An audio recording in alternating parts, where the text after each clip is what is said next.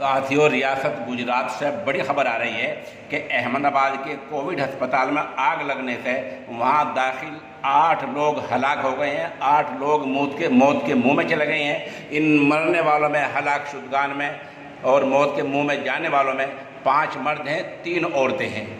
अहमदाबाद के कोविड अस्पताल में आग लग गई है और आग लगने से 5 मर्द और 3 औरतें मौत के मुंह में चली गई हैं। ये आग आज सुबह 3:30 पर लगी है।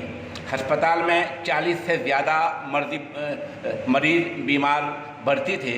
बाकी जो मरीज़ बचे हैं उनको SVP अस्पताल में भर्ती करा दिया गया है। गुजरात के additional chief secretary Rajiv Kumar Gupta ने बताया कि अस्पताल को सील कर दिया गया है और बाकी लोगों को वहाँ से निकाल लिया गया है। जैसे ही ये खबर पहुंची और लोगों में ये बात फैली कि उनके जो मरीज़ हैं, बीमार हैं, वो मर गए हैं, मौत के मुंह में चले गए हैं, तो लोग अस्पताल के बाहर जमा होने, इकट्ठे होने शुरू हो गए।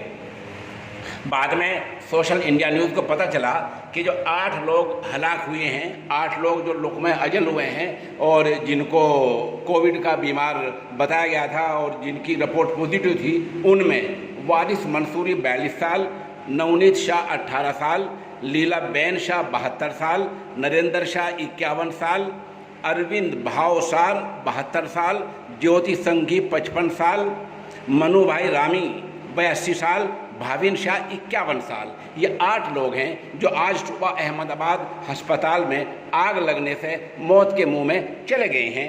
और इस तरह गुजरात में और अहमदाबाद में पूरा गम का माहौल बना हुआ है और आप इन तस्वीरों में देख सकते हैं किस तरह आग लगी है, आग का माहौल है और किस तरह वहाँ लोग, इन जो मरीजों के वरसा हैं, किस तरह अस्पताल के बाहर खड़े हुए रो रहे हैं। ये बहरहाल अलमनाक और एक ट्रेजेडी और एक बड़ा हादसा हुआ है कि गुजरात के शहर अहमदाबाद के अस्पताल में, श्री अस्पताल में, जो कोविड अस्पताल है, आग लगने से 5 मर्द और 3 औरतें मौत के मुंह में चली गई हैं।